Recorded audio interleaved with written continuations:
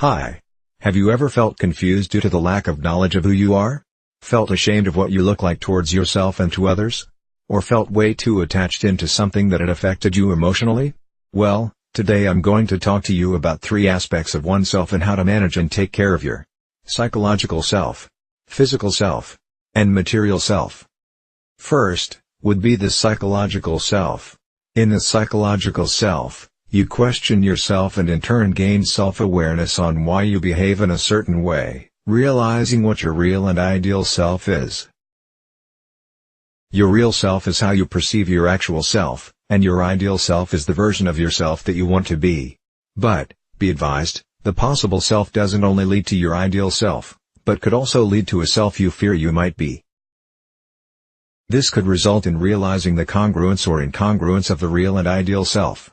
This leads to affecting your self-esteem and self-efficacy. Here are ways on how to positively affect your self-esteem. 1. Give positive regards to each other and to oneself. 2. Have a flexible self-concept. 3. Have openness to experience. Next, would be the physical self. In the physical self, people tend to compare themselves to the society's standard of beauty, resulting to changing one's physical appearance to be appealing to others. Due to this, the rise of beauty products and enhancement procedures are being bought and used just to fit in. In the Philippines, the standard of beauty came from colonial influences. Lighter-skinned people are higher in terms of social status, compared to brown or darker-skinned people.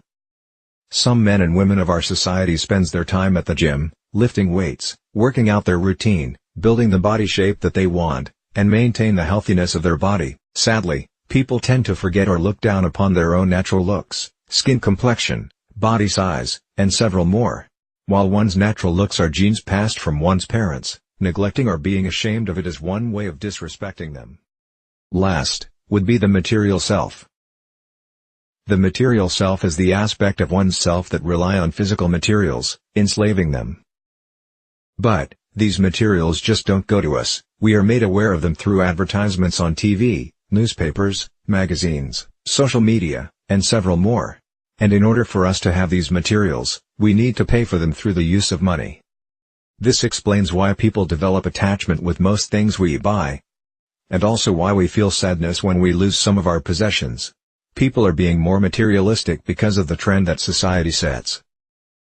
People tend to follow the trends, and people spend money and time to get what they want. Thus, these people become more material dependent. People consume because of what they want and not what they need. Teenagers are the best examples of materialism. These people need to start and realize that their lifestyle and happiness doesn't depend on what they have,